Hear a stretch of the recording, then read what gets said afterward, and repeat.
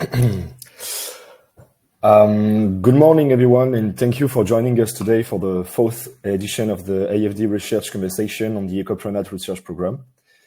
Today, IHE Delft Institute for Water Education, Uganda Ministry of Water and Environment, Nature Uganda, and Makerere University will present the progress of their research, focusing on the scaling up of wetland restoration in Uganda as part of the ECOPRONAT research program. ECOPRONAT is a research program aimed at improving the integration of biodiversity into key economic sectors through innovative research projects. It seeks to promote science-based approaches to strengthen public policies for the sustainable management of natural ecosystems. In this context, the project we are discussing today focuses on the restoration of wetlands in Uganda, a country whose wetlands ecosystem are among the most productive in terms of ecosystem service in East Africa. Uganda's wetland plays a crucial role, not only for biodiversity, but also for the livelihood of millions of people. They contribute to more than 50% of the monthly income of local population who depend on them. However, these ecosystems are in danger. The degradation rate of wetlands in Uganda is more than 70 times higher than their restoration rate. This rapid decline is mainly caused by factors such as uncontrolled urbanization, informal settlements, unsustainable agriculture, pollution, and illegal sand and clay mining. Despite several restoration efforts, the sustainability and success of this initiative remain limited, often due to technical, institutional, and socio-economic constraints. Through this project, the ECOPRONAT research program seeks to identify these constraints, develop decision-making tools, and strengthen local capacities for sustainable wetland management. The importance of this research project for Uganda and more broadly for countries in the global south cannot be understated. The rapid degradation of wetlands has direct consequences on food security, water resources management, biodiversity, and ultimately on poverty and economic development. The challenge here is to find sustainable solutions that take into account ecological, economic, and social needs. For this, we must rely on solid scientific data and evidence-based approaches. AFD, as a development organization, plays a central role in supporting science-based policy dialogue, not only in Uganda, but in many developing countries. This support is materialized through a research partnership like this one, which foster a better understanding of local dynamics and help policymakers in crafting more effective and inclusive public policies. In this project, AFD collaborates with the IHE Delft Institute for Water Education, Makerere University, Uganda's Ministry of Water and Environment, and the NGO Nature Uganda, leveraging over 20 years of experience in wetland research in Uganda to address these challenges. Among the various research conversations offered by AFD, other research conversations will present projects supervised by the ECOPRONAT research program. The next will take place on Wednesday, November 27th, and will focus on measuring environmental sustainability in Colombia and South Africa, with an application of the SGAP framework presented by the University College of London, the Basque Center for Climate Change, the Stellenbosch University, and the National University of Colombia. And after that, further research are scheduled for the early 2025. So now here are more information about today's webinar. So it's important to know that this meeting is being recorded for note-taking purpose and replay. To obtain a live translation, you can click on the apps button on the bottom right-hand corner of your screen, and then on Interpretify button. We then provide a simultaneous translation from English to French. Please use the chat button on the bottom right of the screen if you have ideas or comments. Please use the question button to ask the speaker, and note that everyone can vote for the most relevant question. We will try to ask 2 questions, getting the most vote to our speaker. So the agenda of the webinar today is going to be the following. There will be a presentation of the research team and their partial results by the research team.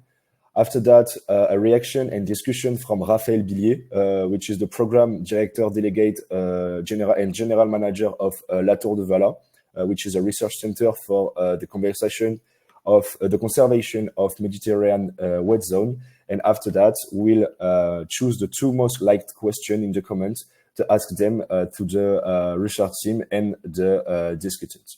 So it's now time for the presentation. So it's over to you, Yong JIANG, and the rest of the research team to present your results and your issues.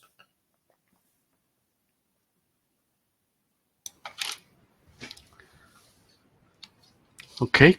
Good morning, everyone. It's my pleasure to be here to share some of our project findings and results.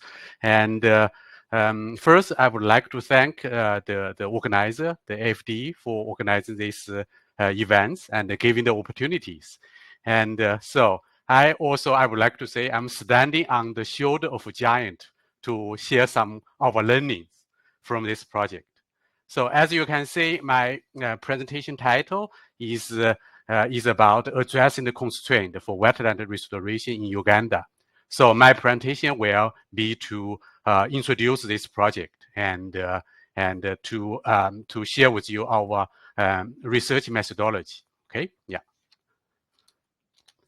And this slide gives you an overview of our project in terms of project title and the major aim.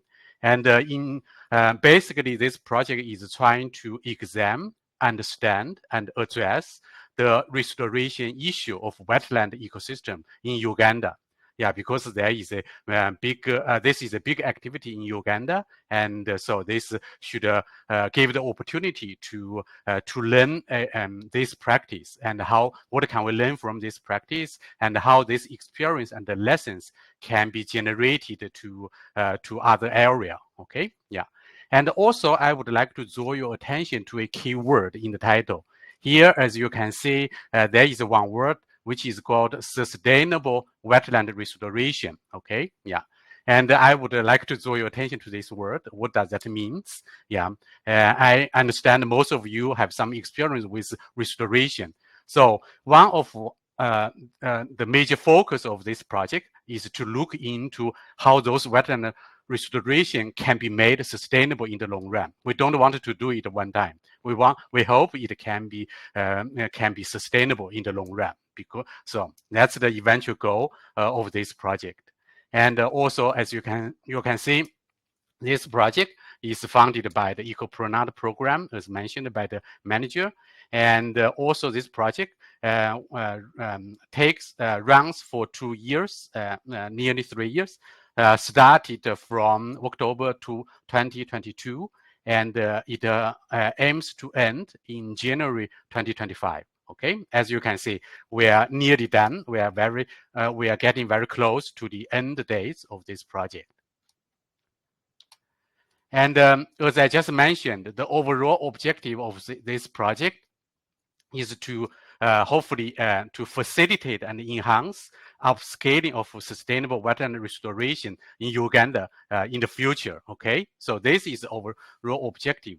So to achieve this overall objective, this project is trying to do 4 things. The first thing is to identify constraint. We hope to understand, okay, what are the constraining factors, okay, that the practitioner should pay attention to. And the second is to understand the implication of restoration. Okay, why should we do restoration?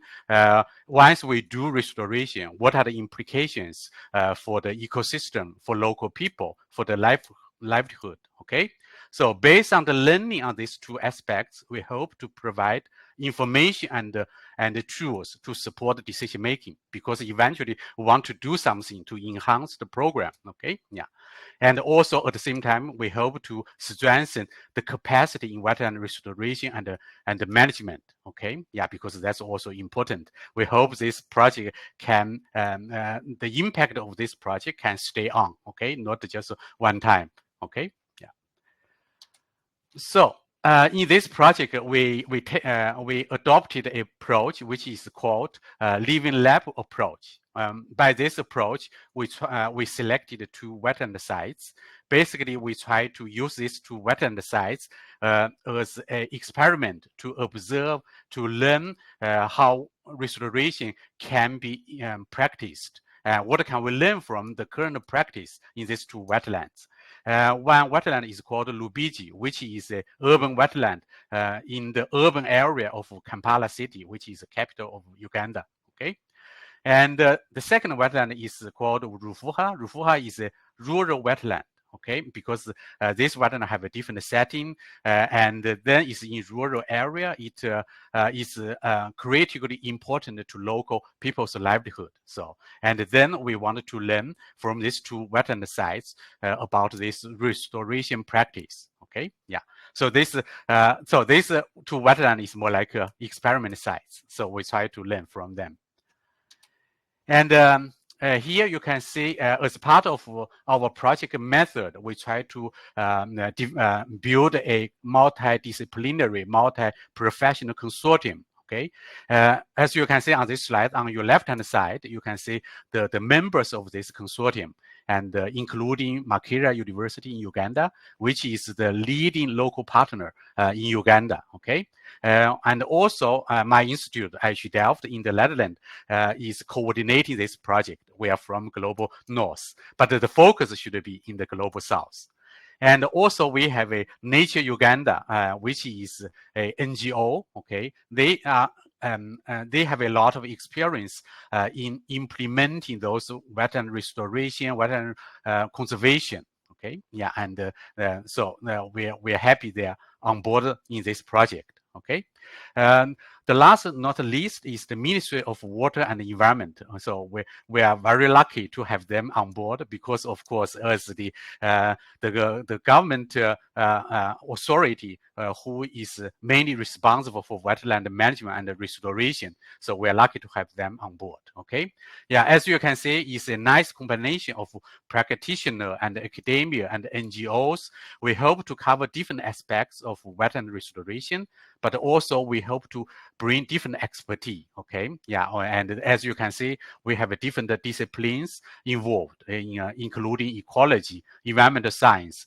economics, and policy conservation science. Okay, yeah. And as we understand, wetland restoration is related to many peoples. There can involve many stakeholders. So that's why in this project, we hope to involve other stakeholders, such as local authority at the city level, at the local district level. And also we involved the line offices or department of the Uganda government. And also, as you can see, we have the AFD regional office for East Africa. And also we have a local community groups. All those are key stakeholders involved in the wetland restoration and the management the process. So we think their experience are valuable. We should learn from them, and jointly we hope to develop some useful lessons. And this slide shows you the project tasks. As you can see, we have 6 major project tasks. And the task number 1 is to understand the issue, to synthesize the knowledge. So this is more like a background study. We wanted to understand the issue. We wanted to learn from the literature. What do we know already, okay, about the wetland restoration? And also actually share there are not many published scientific study talking about wetland restoration experience yet. Okay, hopefully in the future after this project, there can be many new studies, many new experience published in the literature. The second task is to characterize institutions, governance, and developments, because we understand as a policy initiative, it's very important to understand the governance aspects, how institutions can be organized to support the implementation of wetland restoration. This is very critical. So that's why we have this dedicated task. The task 3 is to understand community's perspective, because we understand community, the local people are the main stakeholders involved in the wetland restoration process. Okay, and their cooperation is critical to the success of wetland restoration. So that's why it's important to listen to them. What's their perception? What's their attitude? To what extent they are willing to cooperate and participate in this process? The task 4 is to assess impact on biodiversity and the ecosystem services. Yeah, basically we wanted to understand the interaction among conservation, restoration, biodiversity, and the ecosystem services. One of the project objective is to examine the role of ecosystem services in wetland restoration. To what extent we can apply this tool to support wetland restoration. Okay.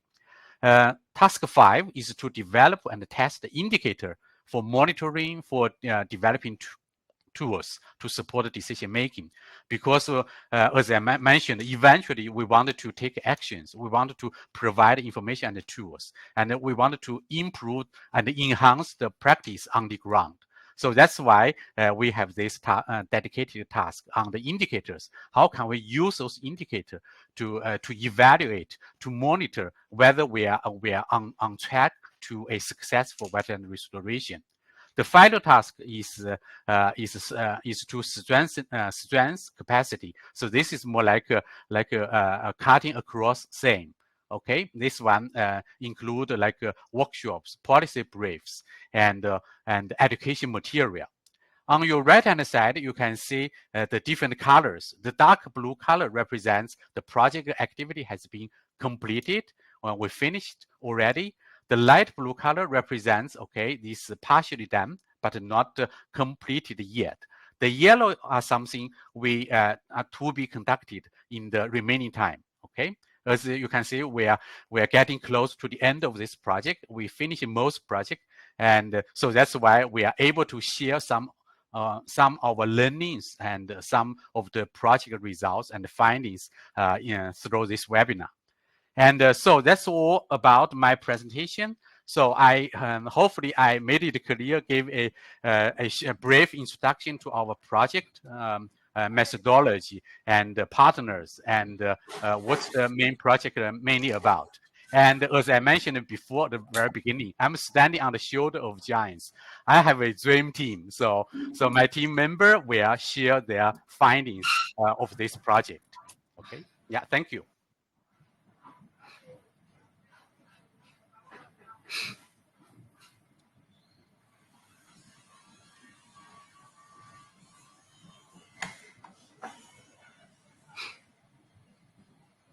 So I understand you may have some questions. I think it's maybe better to, after the second presentation, because that will share some of the results and findings. So maybe that can address your question already. So after this presentation, if you have a question, we're happy to answer your questions. Okay? Yeah.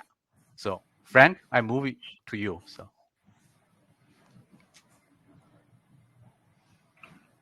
Yeah, thank you, Yong. Good afternoon, everyone. So I will talk about wetland restoration in Uganda, what we have documented as experiences, and then lessons learned. I'm Frank KANSIIME from the Department of Environmental Management at Makerere University. So as a way of introduction, we have wetland loss in Uganda, which is rampant, as the opening speaker talked about. So in 1994, the wetland coverage was about 15.6, that's about 38 square kilometers. And by 2019, it had reduced to 8.4. And because of the importance and this loss, the government set a target to restore the degraded wetlands to at least 30% by 2030. So the restoration activities and also as policy of government is in line of development agenda and also, of course, internationally, the sustainable development goals. So when you see it in terms of Uganda, we have what we call the Vision 2040, And wetlands are seen as really important resources to get people out of poverty. And they just clearly say that they should move from peasant to modern and prosperous people. Then the National Development Plan, which ends in 2025, identifies wetland restoration as one of the key priority areas, just to supplement the Vision 2040. And why this is done is because the government appreciates the importance of the ecosystem services that are provided by wetlands. Hence, they need to restore them. As Yong pointed out, I'll just talk about the two case studies, Ruviji and Rufuha wetlands. So for Ruviji wetland, it's located in Kampala. So what you see in green, that is the wetland, and then the in between the blue, that is the stream that carries rainfall, storm water through the wetland downstream, and naturally it is supposed to provide it's supposed to act as a nature-based solutions. So if the wetland is intact, it should be able to purify that water as it goes out. But the wetland has been degraded, encroached on, and most of the part is actually, the vegetation has been changed either to infrastructure or to non-wetland plants. Hence, the government, the National Environment Management Authority and the Ministry of Water and Environment earmarked it as one of the sites for restoration. So in 2022, so restoration in Uganda has 3 stages, as my colleague will talk about them: pre-restoration, actual restoration, and then post-restoration. So in Ruviji, before they could go into restore, they had to engage the stakeholders, sensitize them, raise awareness about the importance of wetlands and why there is a need actually to restore that wetland. Different stakeholders were involved: the ministry, the National Environment Management Authority, the local councils, and also the security forces. So the wetland boundaries were demarcated, and also people made aware of where the wetland coverage is. So during the actual stage, after people being told and awareness risen, then the government departments had to come in and evict people who were still in the wetland. And why I use the word evict is that when they were sensitized, some people still remained carrying out activities which degrade the wetland. And as I pointed out earlier, different stakeholders were involved. So they had to clear all what you'd call foreign plants, those which were put in by the people that are not supposed to be natural wetland plants, and removing any structures like constructions, parking yards. So this is the actual activity. So these are people trying, on the top left, these are the actual people who are doing the restoration. And on the top right, that is the degradation activities where people cut drainage channels to get the water out of the water, and so they can carry out activities like agriculture. And then on the bottom, you are seeing the forces which had to support the people evicting, not to fight the people, but provide security to those who are carrying out the restoration activities. Then after restoration, the National Environment Management Authority requested government agencies like the Ministry of Water and Environment take care so that they can monitor the wetland progress. However, it is a challenge. They evict people, and hardly a month or two, they go back, especially for BG wetland, as I will point out earlier. And because of partial restoration and people going back to the wetland, so the wetland is no longer doing what it is supposed to do. So the water goes in, and the hydraulic retention time, that is the time the water stays in the wetland, is very short.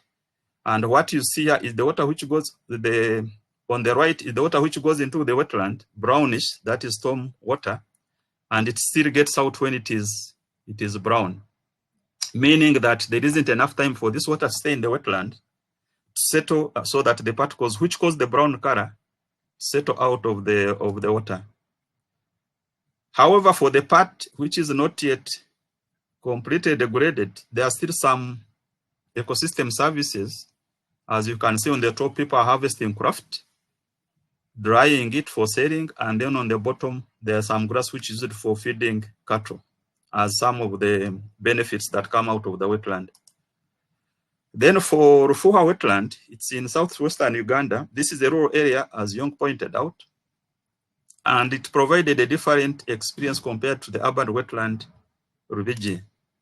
So the same approach, there was pre-restoration stage whereby the ministry went and discussed with the local government, and then they made rapid assessment of the wetland state, the extent of degradation, the issues at hand. Then they also carried out awareness, also demarcated the wetland. And then, interestingly, for Rufuha, wetland restoration committees were formed. But for Rubiji, because of the urban nature, it was not possible. And of course, there was also resistance. So the actual restoration involved removing crops, tree species, blocking drainage channels, and then removal of fences for those who had started cattle farms. So these are the actual activities on the top: removing the fences, blocking the drainage channels, and the bottom cutting the crops which were grown in the wetland so that the wetland can regenerate. So that is a closer look at the blocking of the drainage channels. So when the wetland was restored, so what you see on the top left is where the crops were being removed. So in other words, this area has now been covered by wetland vegetation. That's what you see on the top left. And the activities that are being carried out now, people are grazing cattle at the edge. But what is interesting, as my colleague will talk about, we have now some of the unique bird species coming back, like this one is the crested crane. It's a national bird. It's in our flag. Then the local communities have started now harvesting the grass, which is top left, to use it to mulch their crops like bananas, which is the bottom right. And the local communities are really appreciative of those efforts. Then when you see it in terms of water going in and out compared to Rubiji, you have the brown water coming into Rufuha, and because the vegetation has grown again and the water stays for a longer time, it comes out when it is clear. That is what is on the right. Then for the Wilson's land, as I pointed out earlier, in the urban area, people removed, but they still encroach on the wetland.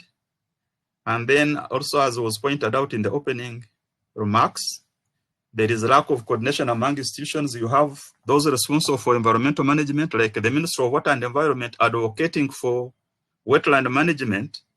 And then you find those ones responsible for land leasing it out, explaining why you have some structures in the wetland. And then, of course, restoring wetlands in the urban center is a bit difficult and expensive because of the activities that are carried out. For example, a storage structure with concrete. It's not as simple as when you are blocking a drainage channel in a farm.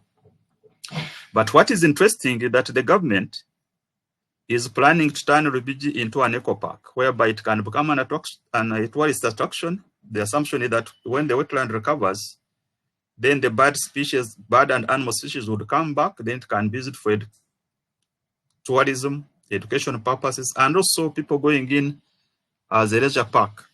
And it's now being planned. Then for Rufuha, interestingly, the local communities are really appreciative of the efforts of restoration because they have started seeing the benefits, as you saw the harvesting of grass and also having water to water their cows. And because of that, the local communities are willing to protect the wetland. And we are saying that the Rufuha scenario presents the case of community willingness, which can be scaled up to other areas. And then for recommendations in general, that one I already pointed out that's expensive. So of course, the government will need more resources, but it would be nice as they solicit for resources, take advantage of what they have successfully restored so that people can understand the benefits, and then the scaling up will be easier. As my colleague will talk out, there are guidelines developed by the Ministry of Water and Environment, which we assessed, and also we got input. It would be nice if they can be upgraded, updated, and then followed up in the subsequent restoration activities. So thank you very much. So the bird you see in the umbrella, in the emblem of Uganda, that is the crested crane that I showed you before. So one can say that actually restoring also has a signal to Uganda as a country. Thank you very much for listening to me.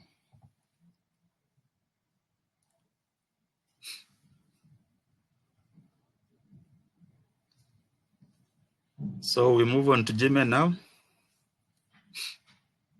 I think Jimmy, they will run the slide for you. I can even run them for myself. I have no problem. No, it's already on the screen. Okay, but the speed at which they will be run. No, you just press the arrow on the right. There is a small arrow. No, yeah, if I'm doing it myself. Yeah, do it yourself. Yeah. Good, thank you.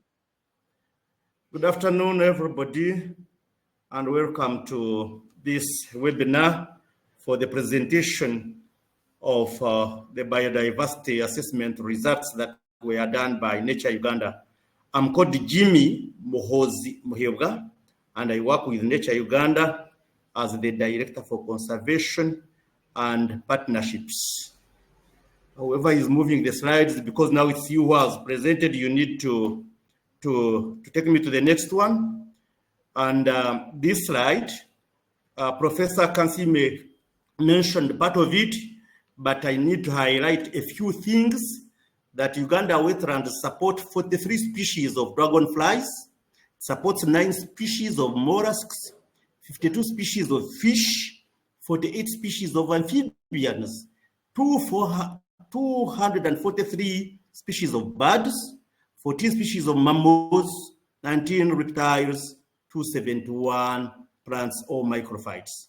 And some plants have a commercial value and other uses like medicinal purposes. And the degradation and rate of degradation, Professor KANSIIME has already talked about it, so I'm not going to repeat that. Let's go to the next one. Yes, here we are called Nature Uganda. We are quite a very old organization. We were established in 1909, and we are a membership organization. We are a partner of BirdLife International, and we are also a member of IUCN. Our mission is to promote the understanding, appreciation, and conservation of nature, and our goal is to contribute to biodiversity conservation, sustainable natural resource management at both national and international levels, and this is what we are doing. So our wetland approach is that for any activity, for any project that we are going to implement, we first conduct baseline assessments, which is a collection and interpretation of information on biodiversity, its values, and so on, so as to obtain the condition at that very moment. So we normally do assessments on birds, on mammals, on herbs, on plants, on insects and fish, but sometimes we do water assessment, quality assessment, we do the social economics, we look at peat quantity and upland soils. But we didn't do them for this activity. Next slide, please. So this one has already been presented by the current presenters or speakers. So please, let's move. What methods did we use in our biodiversity assessments? For birds, we use the standard bird population monitoring method. We have, for each wetland that has been talked about, we had 10 transects, and each of these 10 transects were divided into 2-kilometer long transects, short transects, and each of these was also divided into 200-meter sections.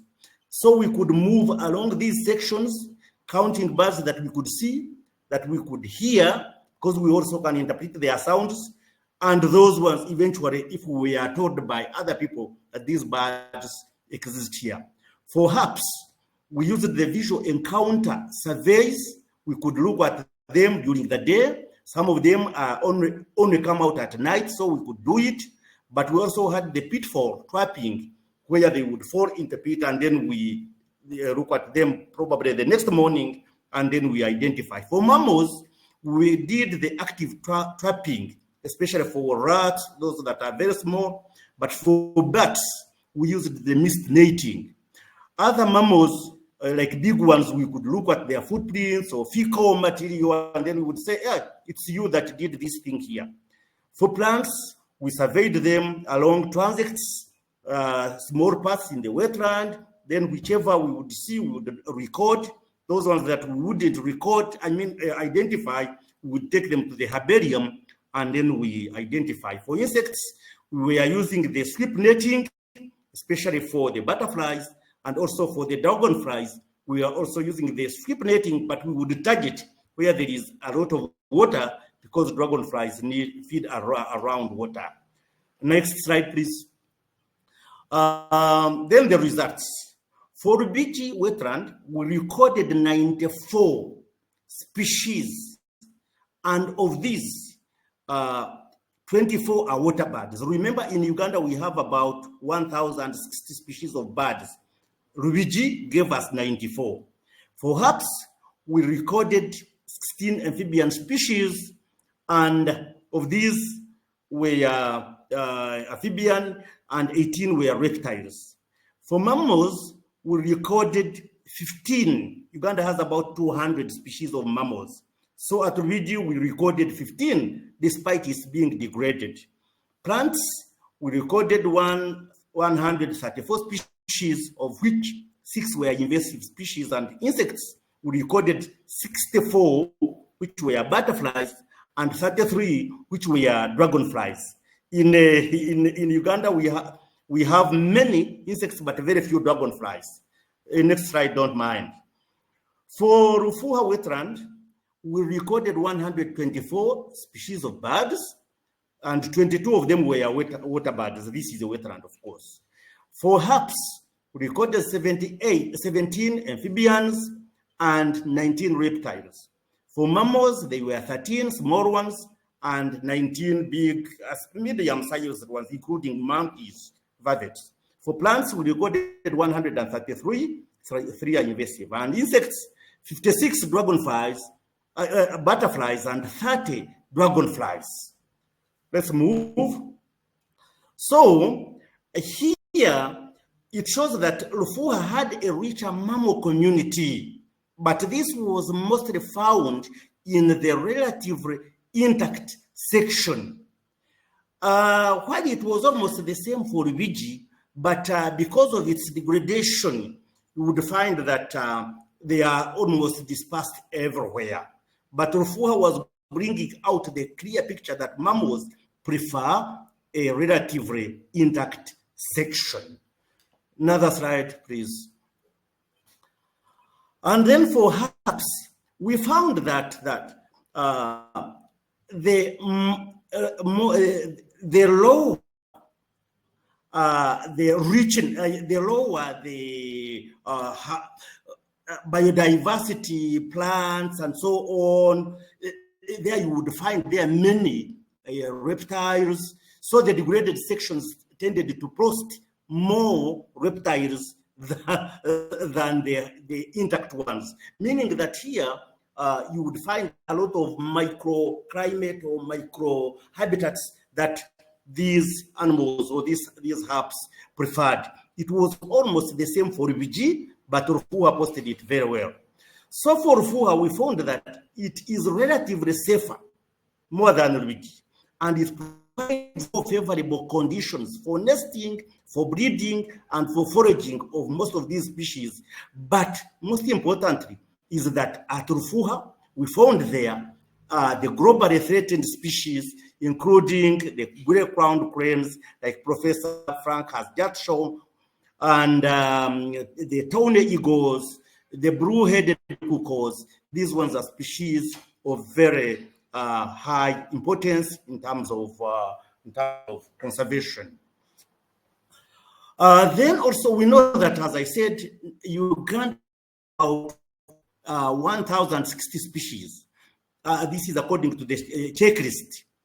This wetland of Rufuha had a good number of these because 11% of these birds were found at Rufuha, including those that are pictured on the right, especially the papyrus gonole, the gray crane, the herons, and so on. These are birds of very, very high importance. So Rubiji also indicated the same. It has some birds of some importance, but the majority were noted at Rufuha. So for water birds, the highest number was recorded in heavily degraded areas at Rubiji, but we think that this is because most of Rubiji wetland is a lot degraded.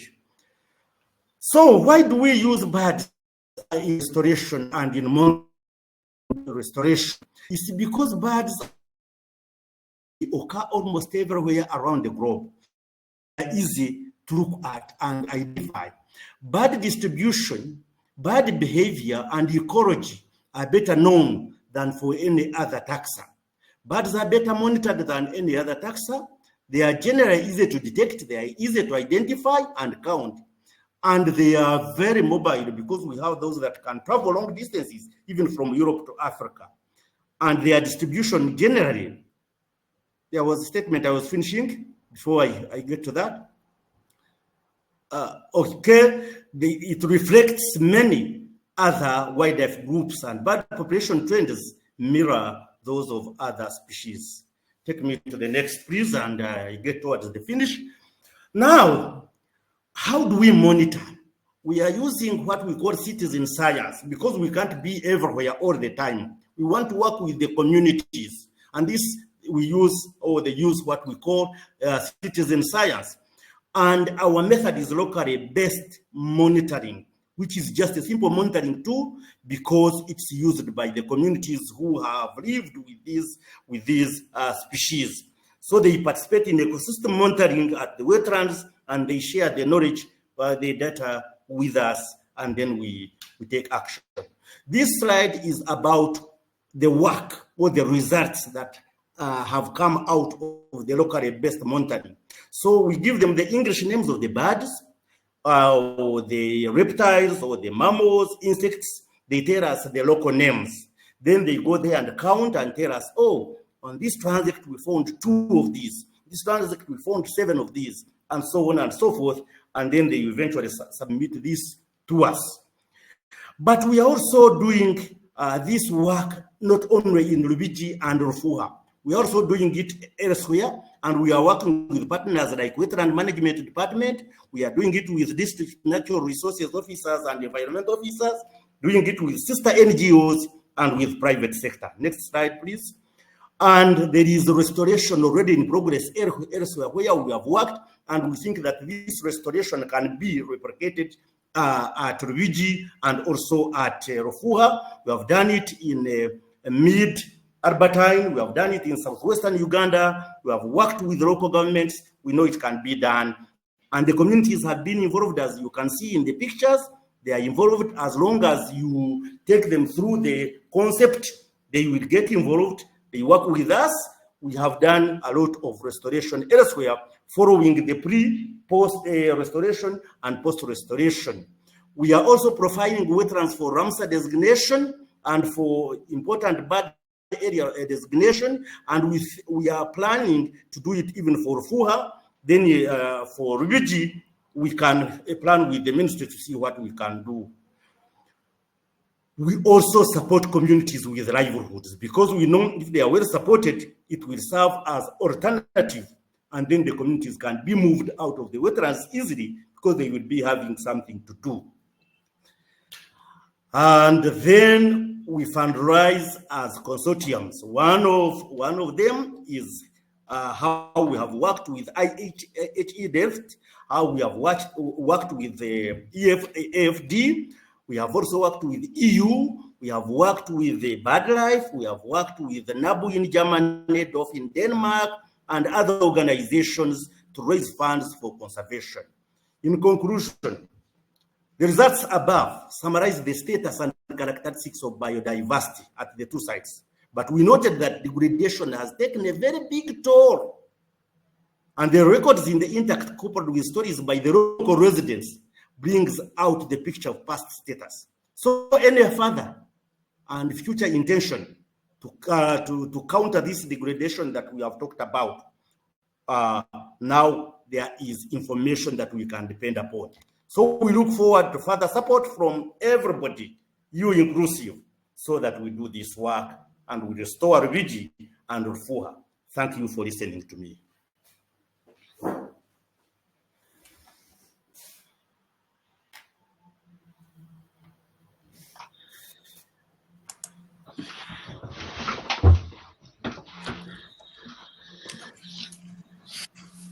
Thank you very much, Jimmy. I will continue the presentation. My name is Anne van Dam. I work for IHE Delft Institute for Water Education. And I would like to share with you some of the work we are doing on developing an indicator framework for wetland restoration in Uganda. So I will try to integrate to some extent the work that was presented by my colleagues. Maybe we can go to the next slide. So the objective of such a framework is that what we would like to achieve is strengthening the implementation and supporting the implementation of wetland restoration. Uganda has a large number of restoration projects. So, and there are many different types of wetlands and types of threats to wetlands. And it would be good if there is a structured approach which would help the effectiveness of the implementation of restoration. So to do this, it's important that we use available knowledge. There's a lot of knowledge already in the world about ecosystem restoration. So we want to build on that.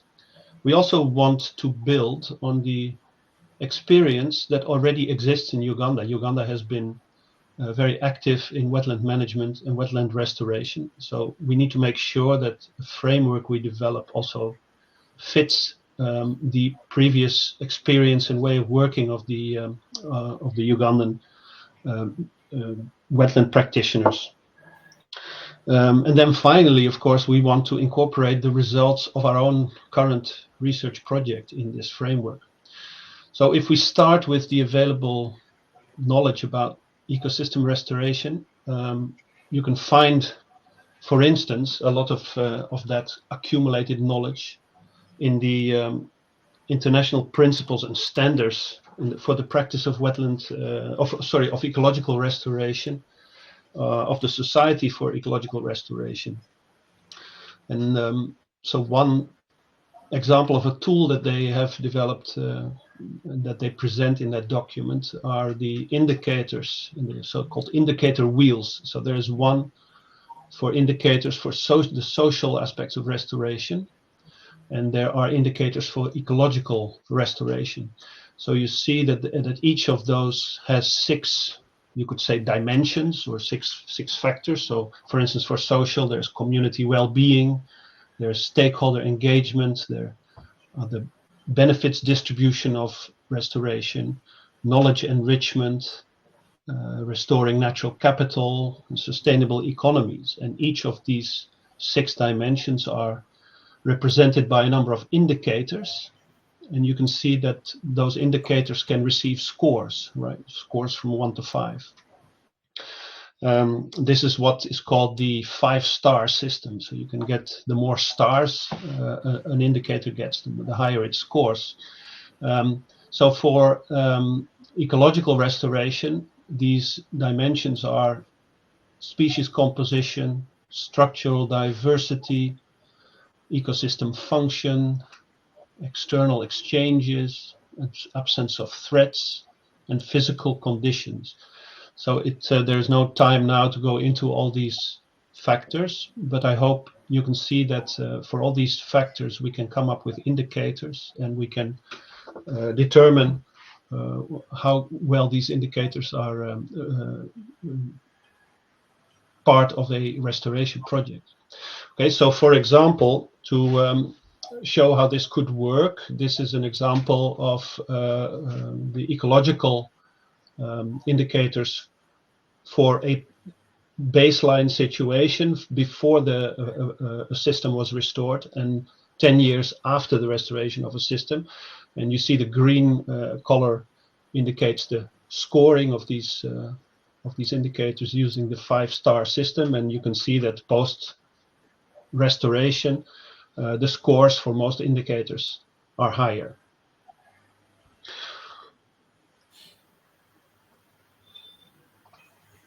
Okay, so this system could be a good starting point for an indicator framework. Another starting point would be the Ugandan experience, and Uganda has guidelines for wetland restoration, which were published by the Wetland Management Department of the Ministry of Water and Environment. And actually the main author is with us today, Bernard ARINAITW, and he is working at in the ministry in Uganda. So the main aspect of this is that the restoration process in Uganda is divided into 3 phases: a pre-restoration phase where a lot of planning is taking place, then the actual restoration phase, which is related of course to the type of degradation and the restoration techniques that are used, and then there is the post-restoration phase, which is to do a lot with checking whether the restoration has been effective and whether it is sustainable. So what we'd like to do is use that same approach as a basis for our monitoring framework, for our restoration framework. Then we have some observations from our own project. So this is just a few key points that maybe were partly covered by my colleagues, so I will go through them relatively quickly. But for instance, one observation we have about restoration projects in Uganda is that it would be good to pay more attention to visioning and objective setting. There is a kind of assumption that restoration is always focused on the ecological restoration, and so it would be good to see if what the goals of restoration could be. You can imagine that in an urban wetland like Lubiji, which is heavily degraded and which still has continued threats, it's very hard to go back to the original ecosystem that existed there once. So it's probably more realistic to have other goals, and this needs more attention. Stakeholder participation is also extremely important. It is part of the current practice, but there are more parts of the projects where participation is possible, for instance in objective setting and in the monitoring of the results.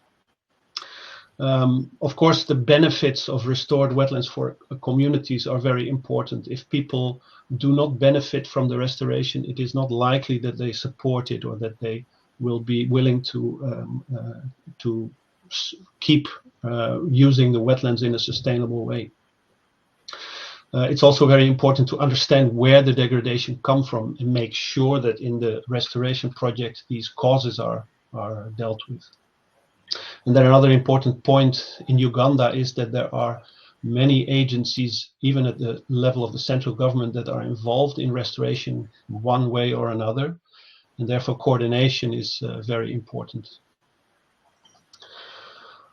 One point that I think is important to make is that very often we are not precise about what we mean when we say restoration. So restoration is the activity of the restoration. So we can say the restoration is completed, and then we very often that is said when we say the activity of restoring the wetland has been completed, but that doesn't necessarily mean that that activity has been effective.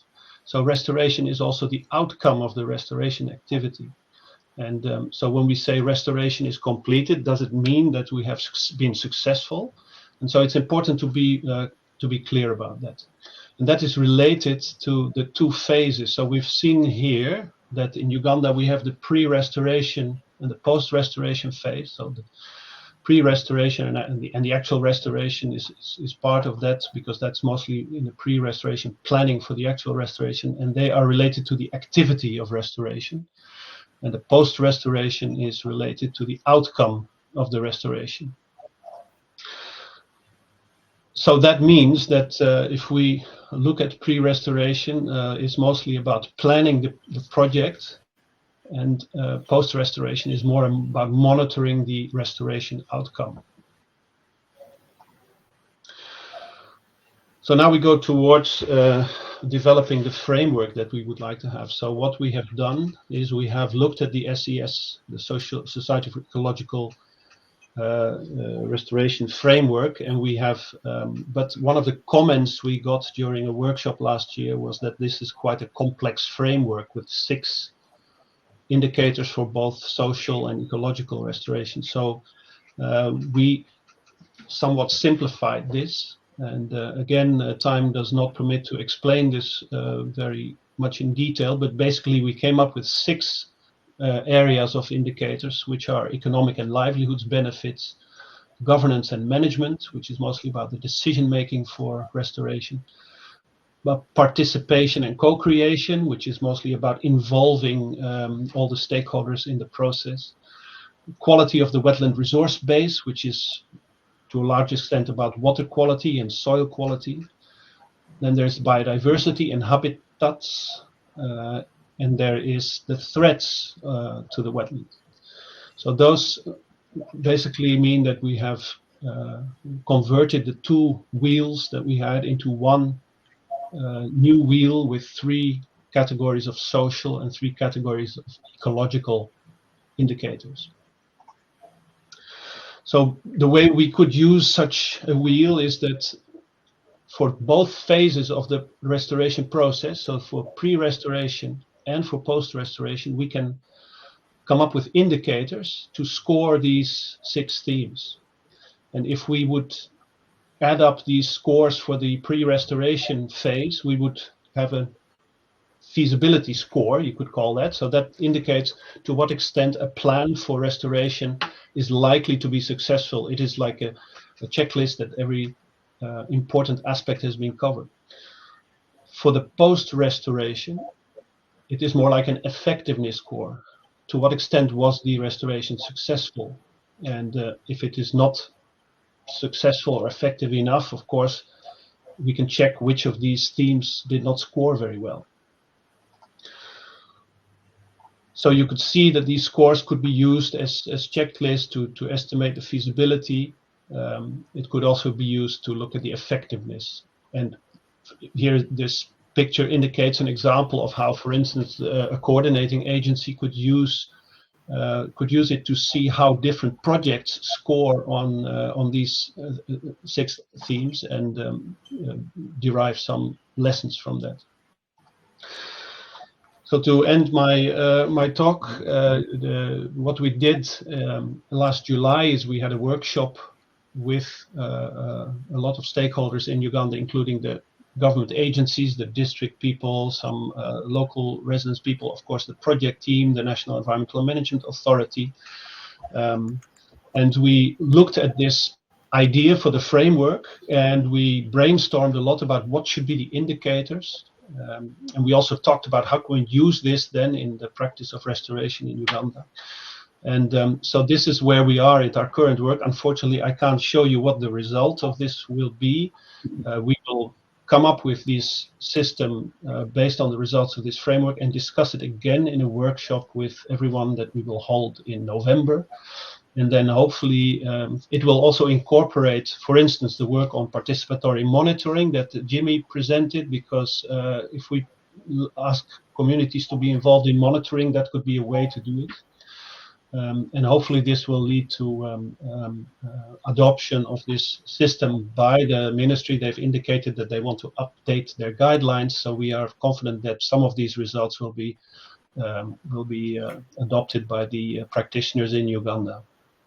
I think with that, I will conclude my talk, also looking at the time. Thank you very much. And I hand over back to the facilitator. Thank you, everyone, for this brilliant presentation. We are going now to invite Raphaël BILLÉ to react to this discussion.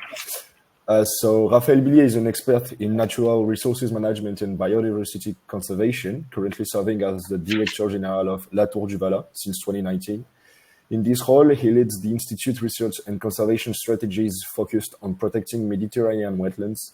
For instance, he oversees projects aimed at restoring the Camargue in French ecosystem and improving sustainable water management while collaborating with farmers and reserve managers.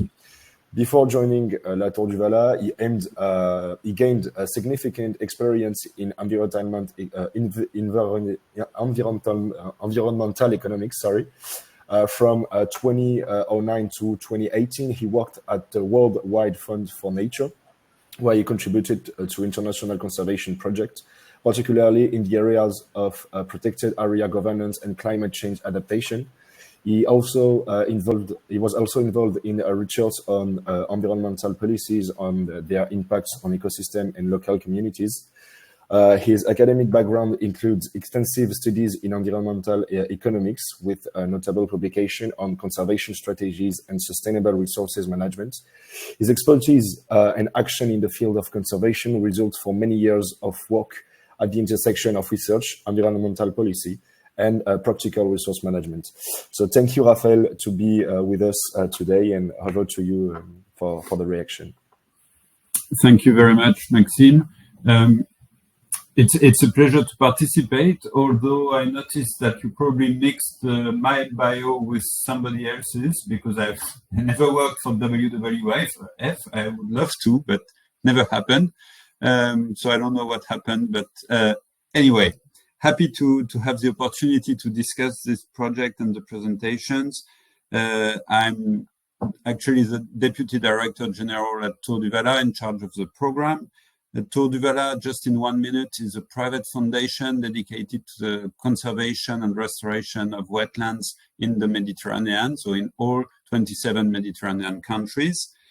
We do pretty much everything we can on Mediterranean wetlands, meaning that we do research. We are a private research institute. We manage 3,000 hectares of an estate that belongs to the foundation of Tour du Valat in Camargue. Of these 3,000 hectares, more than 2,000 are private reserve, very strictly protected. We also manage wetlands that belong to the French Coastal Conservancy. We do a lot of capacity building in the Mediterranean countries, a lot of awareness raising as well, and even advocacy and lobbying. And in all these activities, restoration is a priority. As you may know, in the Mediterranean, we have lost more than 50% of wetlands since the 70s, and the trend has not been reversed yet. So it's really important that we are able to restore wetlands in the Mediterranean. Tour du Valat today has about 100 staff, and in addition to that, we have always a cohort of 20 to 30 young people, trainees, PhD students, volunteers, and so on.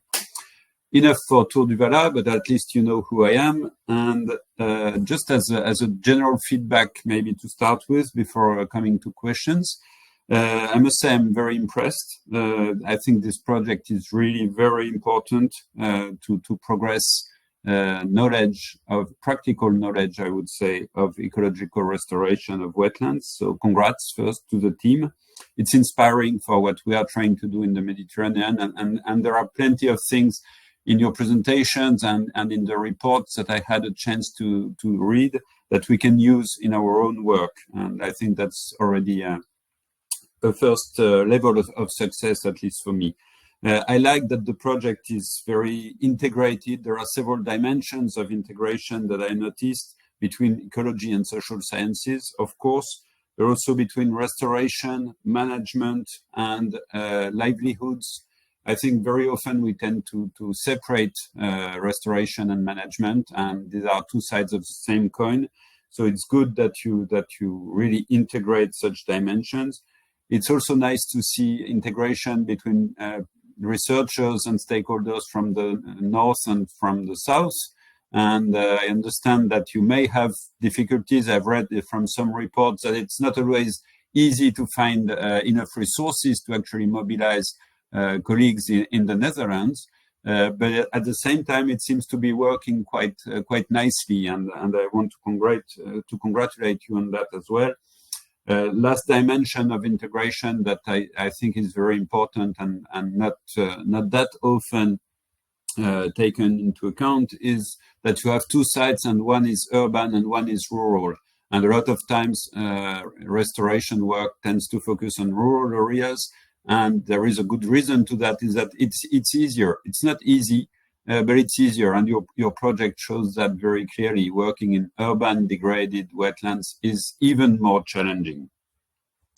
You are very careful to details, and I appreciate that a lot. The way you distinguish between the restoration as action or process and as an outcome is very important to me, and that's the first time I hear it, I think. Yeah, and you explore the success of the restoration project and the difficulties that are faced locally in a very honest way, I would say, without lamenting on challenges, but also without trying to sell your project as successful, whatever happens in the field. That's for my remarks.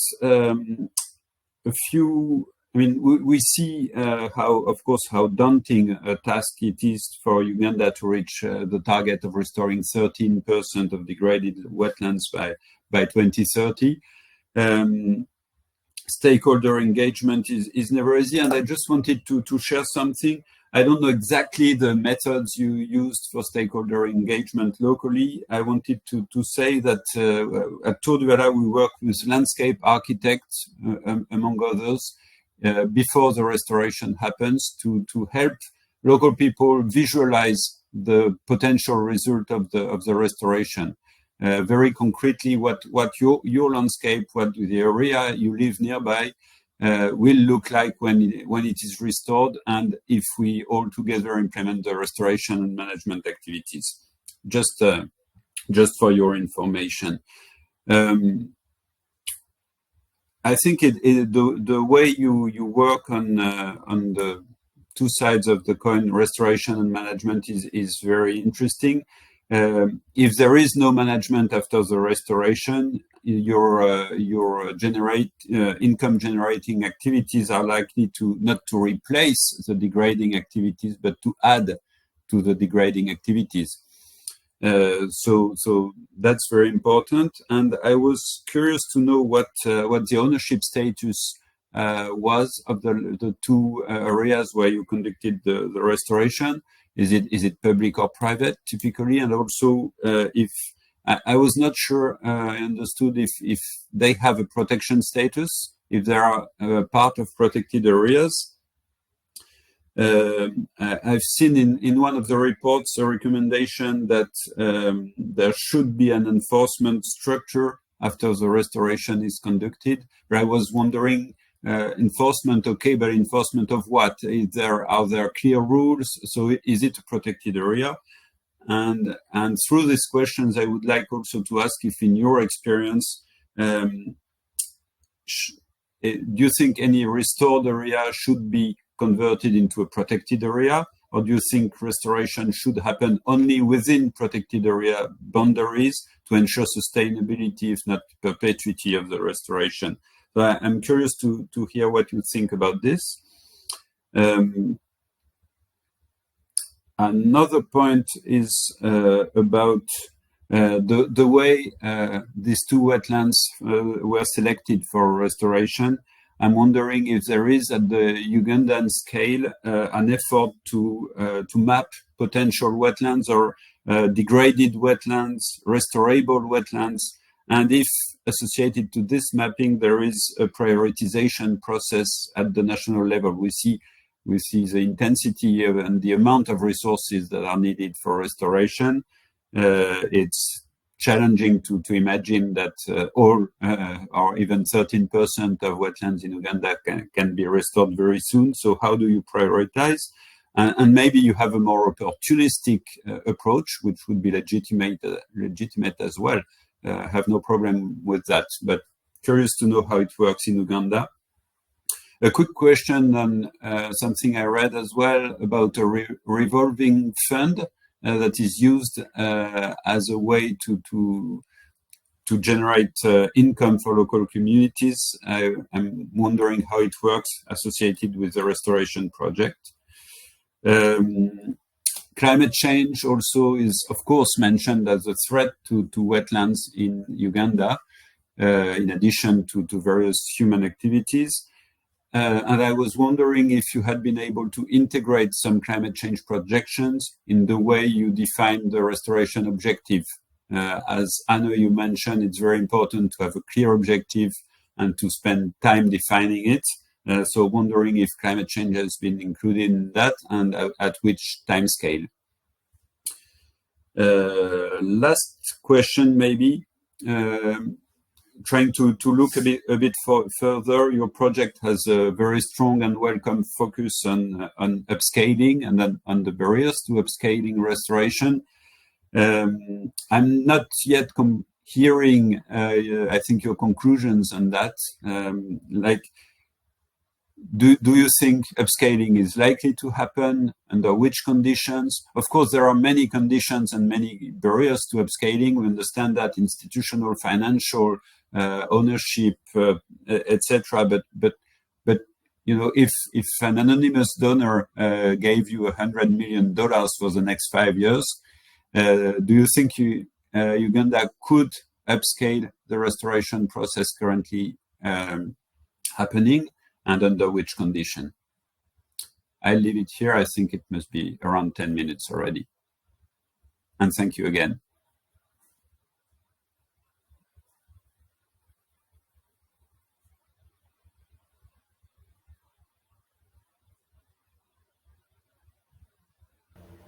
Thank you very much, Raphaël. I don't know which member of your team wants to answer. Maybe Bernard from the Ministry of Environment?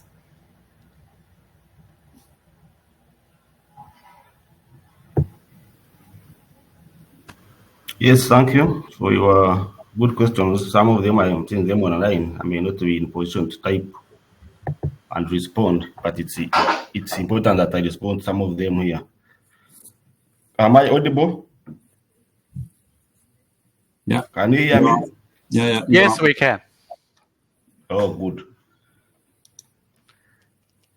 His question was about how we are prepared to have these communities vacate these wetlands, and he was talking in form of having protected and unprotected.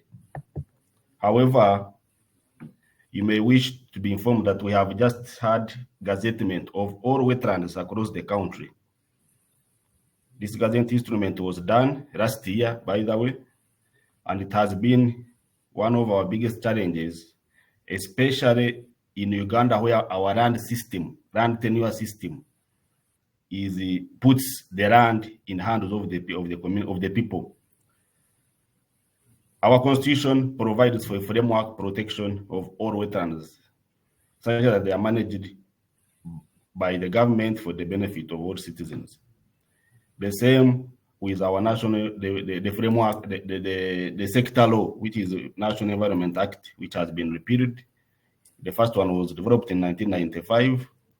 We have just had a review and a total overhaul of it in 2019, and it's currently the act that is in use.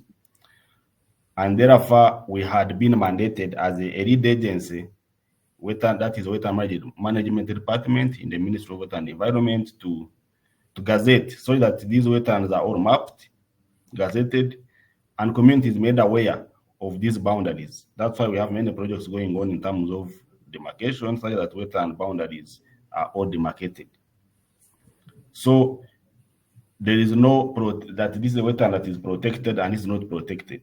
By gazettement means all wetlands have been placed under protection, and what we only now we have just embarked on is to streamline activities that can be done in these wetlands by classifying all these wetlands in terms of fully protected, partially protected, and community conservation wetlands. That's the task we are embarking on after having all of them gazetted. I hope I have answered you I've answered the participant who asked that question, especially on how we are prepared to handle these communities who own these wetlands. There is another interesting one by Vanessa on comments. I wanted to add it to at a go so that I can see we have a limited space of typing 500 words. I may not be able to type and don't exceed the limit. Now, for the wetlands that have been gazetted, there are about 8,616 wetland systems across the country. This is a huge number, a huge mountain that we have to climb as the sector players to ensure that they are all protected. Those that have been degraded are restored. Presentations have come up at where we stand right now. We are at around 9.3% coverage, 9.3% of the total surface area of Uganda's land, which is about 244,000 square kilometers. So our task is to increase this in the next 5 years. The next national development plan, we are targeting to increase it to around 13% from 9.3%. And we can only do that once we have gazettement, but also have projects coming on board, both government funded and donor funded. And that is the reason we are currently having some of the projects funded by Green Climate Fund with UNDP. We are concentrating in 24 districts. Actually, part of the presentation by Professor KANSIIME, Rufuha wetland system is being worked on using the funding from Green Carbon Fund, that is GCF, and other 24 districts in both eastern and parts of southwestern Uganda. We also have National Wetland Restoration Project, which is funded fully by the government of Uganda, and it is targeting total acreage, targeting 10 wetland systems. Now this one covers the whole country in both northern, central, western, and east, and it targets about 34,000 hectares. The GCF is targeting about 65,000 hectares, so that would bring us to around 100,000 hectares once these projects are completed. This will not be, this is about 1,000 square kilometers, and it's a big increment for us. Once that one happens, it means that we should be able to increase from 9.3 to maybe around 10%. God willing, as we solicit funding from government and other donor agencies to help to undertake these restoration activities. Then other developments for Vanessa's case, I hope she's listening, is that we now seem to have good political will. And the number one in the country himself has come out, actually issued directives literally every day that wetland must be restored, we must be prepared to fight the climate change, we must increase the resilience of these communities in these wetlands. And for those who are living near Kampala, we have been seeing news headlines where Rubiji wetland, which is subject of discussion today, we are clearing it of all encroachment and going ahead to demarcate. We had started on demarcation before. Communities took it for granted. Some of the concrete pillars were vandalized. Now we're opening fresh boundaries, but of course following the same lines where we have restored and where we are even demarcated. So it is not going to be business as usual. What we only now appealing to government, where our ministers and the top bureaucrats of the ministries and the NEMA, they are trying to make sure that we get funding. We implement what we developed in 2022, what we call a National Wetland Restoration Project. Actually, it is the National Environmental Restoration Project, bringing all even ecosystems, including the forests that had been degraded, including riverbanks and then wetlands. So if we can get that funding, we'll be ready to go. I think for now I can stop here. Thank you.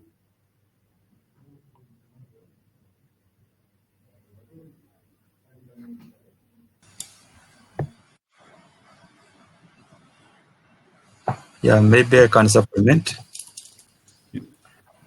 Nastasia, I'm done. Is that okay? Yeah. Thank you. Yeah. Thank you very much. Yeah. I hope I was.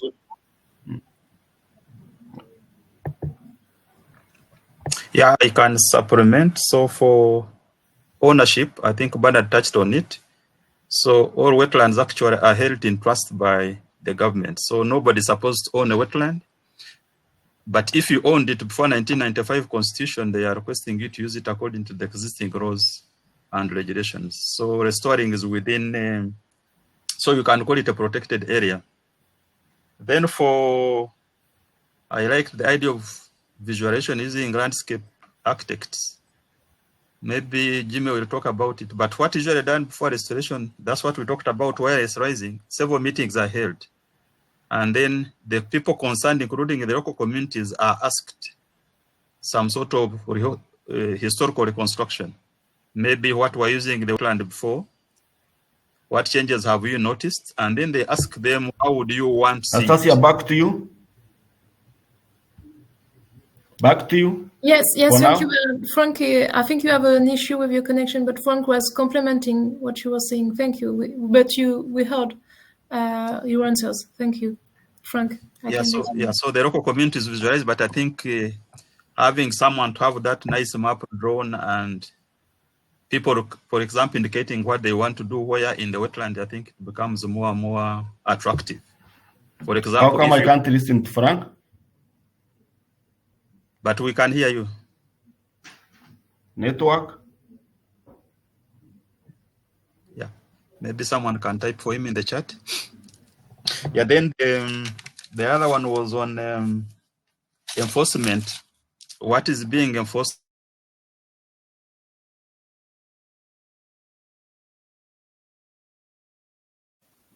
You're muted, Frank. We can't hear you no more. I don't know who muted it. You can hear me now? Yes. Yeah. So for the enforcement, Raphaël was asking, what do we enforce? Usually it is to limit the people going back and degrading the wetland. So if it is easy in the communities where you have the local wetland management committees, they form committees and become police, they start policing themselves. But in the urban area, it's a bit tricky, as you have pointed out. And then for mapping the wetlands, I think Bernard had talked about it. Then for the revolving fund, this came from a project which was, I think, done about 5-10 years ago by Eureka, enhancing resilient by climate systems. The idea was that when you get people out of the wetland without supporting them, then they tend to go back. So the revolving fund was co-created with the local communities. Say they would ask them, they would sensitize them about the revolving fund and what they would want to do. So people would say, for example, we want money where we can buy something, and then once you buy, you pay back, and then it goes to the next member of the community. So that's how it was taken. But alternative livelihoods, the communities were asked, if you are out of the wetland, what would you want to do so that they don't lose their livelihood completely? So others asked for beehives, goats, and the like. But with the participation, so those are the things that are done after post-restoration, where people agree on what to do.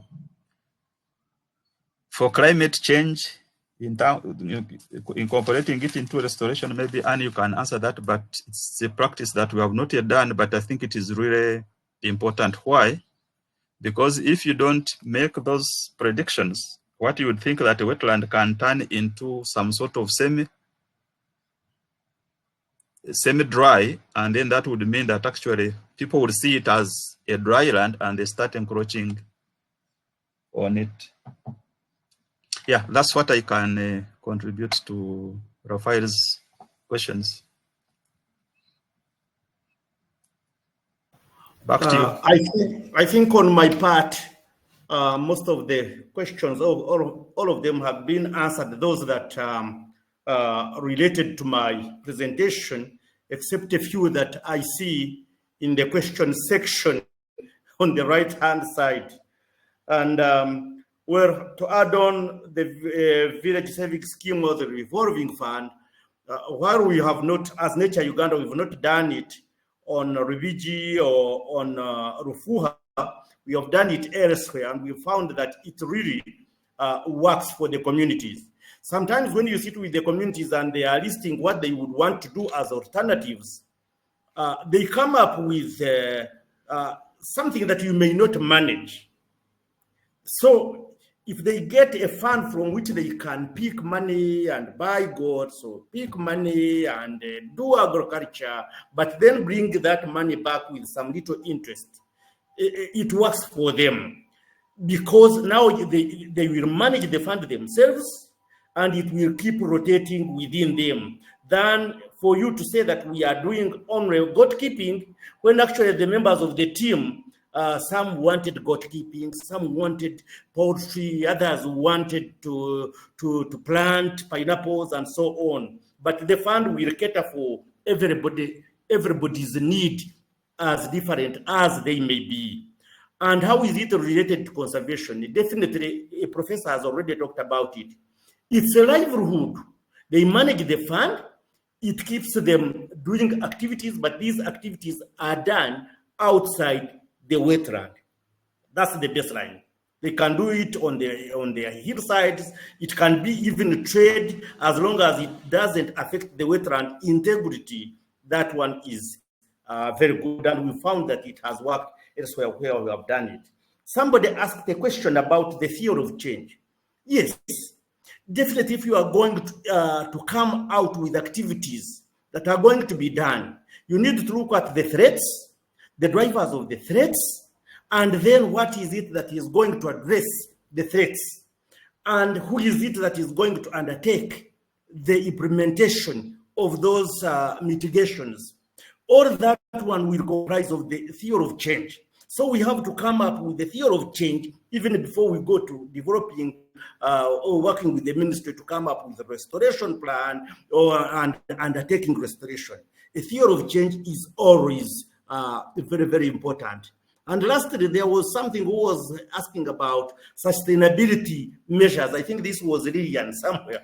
Lillian, yes, sustainability measures are always there, but it may not work wholesale. And I want to tell you that where restoration has been done, it may not have been 100% correct, but as long as it passes a certain threshold of like 70, 80%, we are getting towards what it was done. So there are always sustainability measures inserted into the plan of what we are doing, so that at least we obtain like 70, 80% success of what it was. And this one is guided by what it was. We look at the Langdale Brown maps, we look at what it was like 80, 60 years back, and then we see where we are heading. Are we getting towards that, or we are failing? But in most cases, our restoration projects, elsewhere we've done them, they have been successful. And the little that was done even at Rufua wetland in Ntungamo was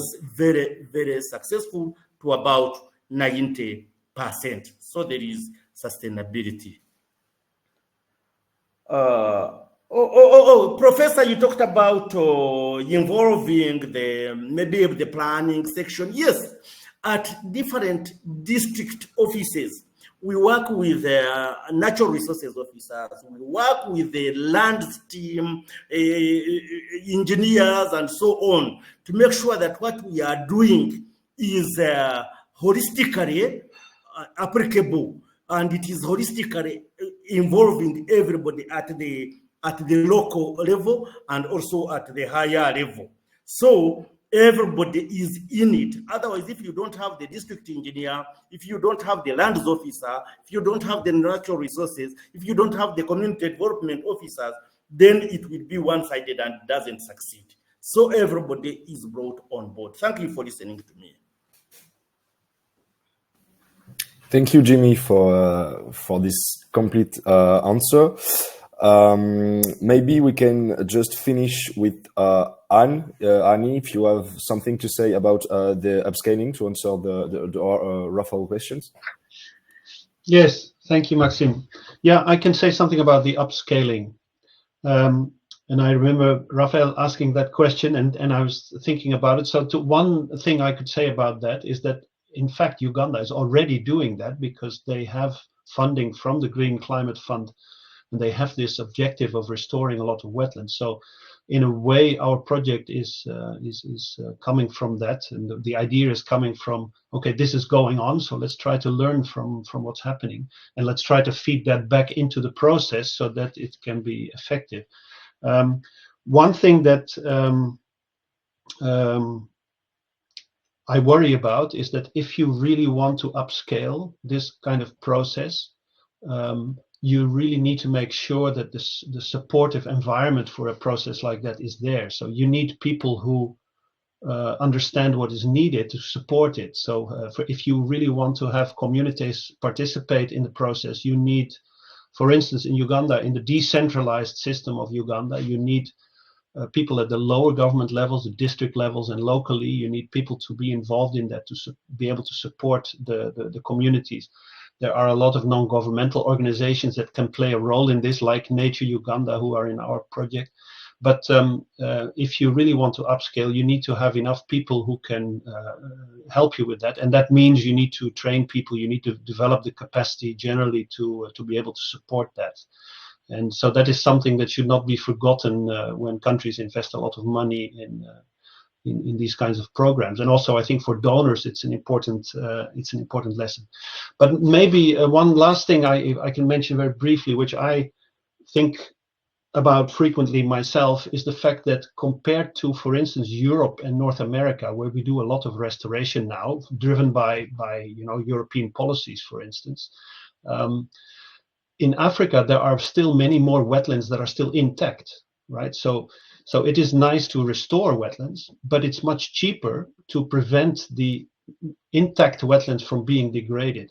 So I liked that you picked up on the restoration management thing, because I think they are very strongly connected. They're basically parts of the same continuum, and I think that while it is important to upscale restoration, let's include management in that, because if we can manage to maintain the existing wetlands that are still okay, that is a much cheaper and more cost-effective approach than trying to restore wetlands that are degraded. And I think the benefits for people generally are much bigger if we can manage to keep those healthy wetlands healthy, well, to some extent, because if we accept the fact that we use them, they may not be in their pristine state, but they could have a generally agreed level of ecosystem services and biodiversity that still allows people to have a good livelihoods. So that's the last thing I think I want to say about that. Thank you. Thank you, Annie, for your answer. So I think with the end of the discussion with Raphaël, BILLÉ, quite all the questions of the chat have been answered. So thank you for all your participation. The research team, such as Raphaël, BILLÉ, which is our discutant, and all the people who take the time to participate in this event. So the next research conversation of ECOPRONAT will be on November 27th and will be presented by the University College of London, the Basque Center for Climate Change, Stellenbosch University, and the National University of Colombia. And they will present measuring environmental sustainability in Colombia and South Africa, applying the ESGAP framework, which it's going to be a presentation of the result of the project of the ESGAP indicator, enabling the development of environmental sustainability assessment methodologies in Colombia and South Africa using the ESGAP framework. So this project will display an indicator and a dashboard to monitor environmental condition. So thanks again for your participation in this event, and don't forget to subscribe to the next research conversation if you're interested in. Thank you to everyone. Thank you. Yeah, thank you. Yeah, thank you.